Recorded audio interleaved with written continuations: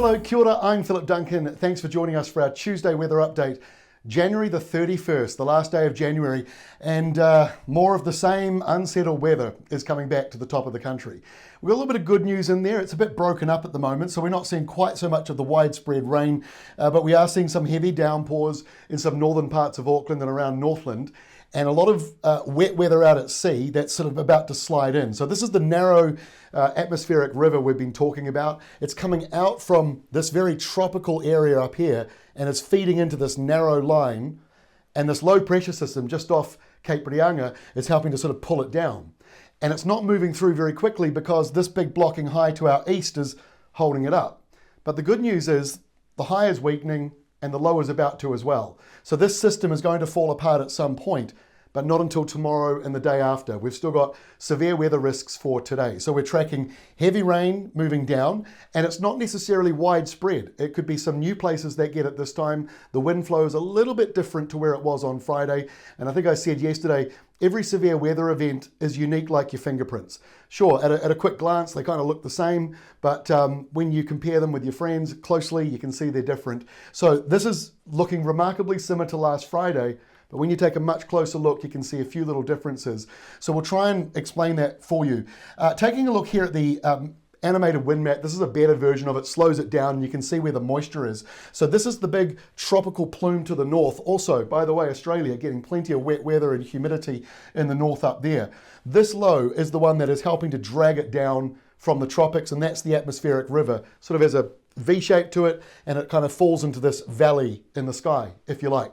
The big blocking high is also helping to encourage that airflow down, but making a squash zone between the low and the high. So that's why we're getting that windy weather returning today in this area. This is the windier spot, and also where that rain will be pushed into. So a little bit of difference from Friday. Friday was a little bit more of a northerly to northeasterly. This is a bit more easterly driven, so that pushes the rain a little bit more sideways across the region. Still a high risk for flooding and slips across Northland and Auckland, Bay of Plenty, Waikato, and later on into Coromandel Peninsula as well, and into Bay of Plenty. So it's going to slide down that upper North Island and then start to fall apart. Here is the forecast for tonight. So 10 o'clock tonight, that's the atmospheric river coming through. So it's moving through Auckland still.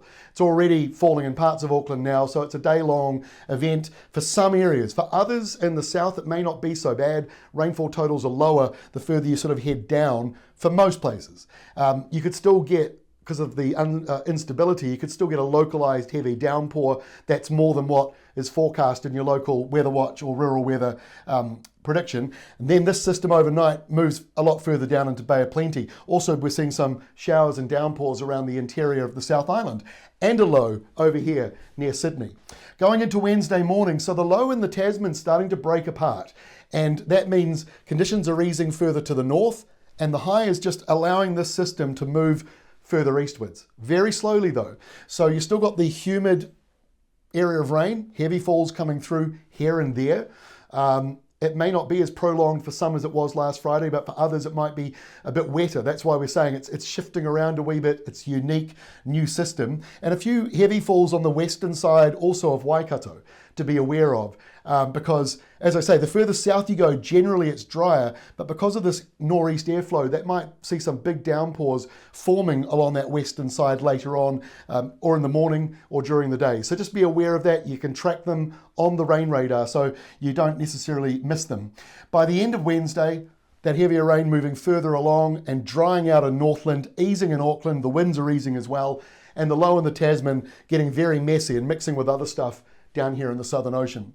So as we move through, by lunchtime Thursday, Northland and Auckland are seeing drier weather and lighter winds. The rain is still falling in Bay of Plenty, but it's falling apart, and that humid airflow still around, so it's not necessarily going to drop much in temperatures. In the South Island, you've got warm weather with the nor'wester blowing through, so nothing cold there. But check out the storm moving in towards Tasmania. So on Friday, wintry surge, or maybe wintry is a bit not quite right, but a colder surge for this time of the year coming through. Windy, wet, stormy over in Victoria and Tasmania. But on New Zealand side, just a few showers, nor'westers, not as bad, but there might still be an isolated heavy fall or two. As we go into the long weekend, settled in the North Island, stormy out at sea and for Tasmania, and you'll notice the rain clouds and the nor'westers picking up around the South Island. By Sunday, rain returns to the west coast. Had a very heavy downpour in Greymouth yesterday. Now we're seeing very heavy rain returning. It's a slightly different setup coming through for you on Sunday with that low, but it's dry up there in the north where it is critically needing to dry out. Potentially a storm up here near Fiji. It might turn into a tropical cyclone. It's not one to worry about for now because the modelling shows it sort of moving away and falling apart. But we'll keep an eye on it. And if you're in Fiji, you should certainly be keeping a close eye on that one, as well as Tonga. But in the South Island on Waitangi Day, you've got showers and a colder southerly flow coming through for you. And up here in the north, Waitangi itself may well start off dry. Could be a couple of showers in the afternoon. This is a very weak cold front falling apart. So the eastern areas, the areas that were worst hit by the flooding, outside of Auckland that is, won't likely see much in the way of rain. And I don't think Auckland will see a lot either coming through this weekend. So it's all about tonight and tomorrow for a lot of the country dealing with this system. Before I go, just would love to recommend alert.info. They are providing a stream of alerts. It's a good central place for all of the different information and the comms going out there beyond just weather forecasts as well. And also ruralweather.co.nz. It's just very good at a glance. Here's Warkworth to see that's when the rain spikes and starts to fade away. And you just hit the wind tab or the temperature tab to get those graphs as well.